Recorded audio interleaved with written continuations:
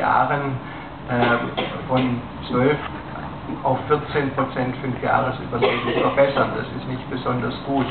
Deswegen denke ich, ist es in diesem Bereich besonders wichtig, dass alle Patienten, die so eine Erkrankung haben, in Spezialzentren vorgestellt werden. Die müssen nicht immer selber dorthin gehen, aber die Netzwerke, die Ärztenetzwerke müssen ihre Patienten dort vorstellen und es muss dann dort von Spezialisten aller Fachgebiete entschieden werden, ob nicht zum Beispiel doch noch ein kurativer, also ein heilender Ansatz bei diesen Patienten gefunden werden kann. Und die Thoraxchirurgie ist eine sehr kleine Gruppe im Moment. Wahrscheinlich sind manche thoraxchirurgische Kliniken nicht größer als ein Department in der Klinik von Herrn Gradinger.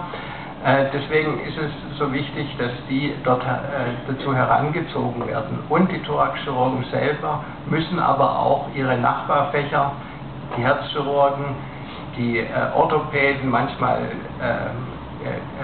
greift der Tumor auf die Wirbelsäule über, dann operieren wir gemeinsam mit Orthopäden und Neurochirurgen, oder er geht auf das Herz über, was dann direkt daneben liegt, dann operieren wir gemeinsam mit den Herzchirurgen.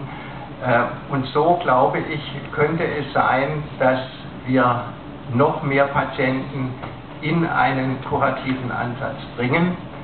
Das zweite Problem, was wir haben, ist, dass viel zu wenige Patienten in Frühstadien zu uns kommen. Auch hier haben wir inzwischen gute Therapieansätze, wo man 60 bis 80% der Patienten heilen kann und das auch mit sogenannten minimalinvasiven Techniken. Also man braucht nicht mehr Riesenschnitte und Riesenoperationen. Aber das Problem des Lungenkarzinoms ist, dass es sehr spät Symptome macht. Also wir brauchen in irgendeiner Art und Weise auch, wie das beim Mammakarzinom oder jetzt beim Darmkrebs ist, auch sogenannte Screening-Methoden.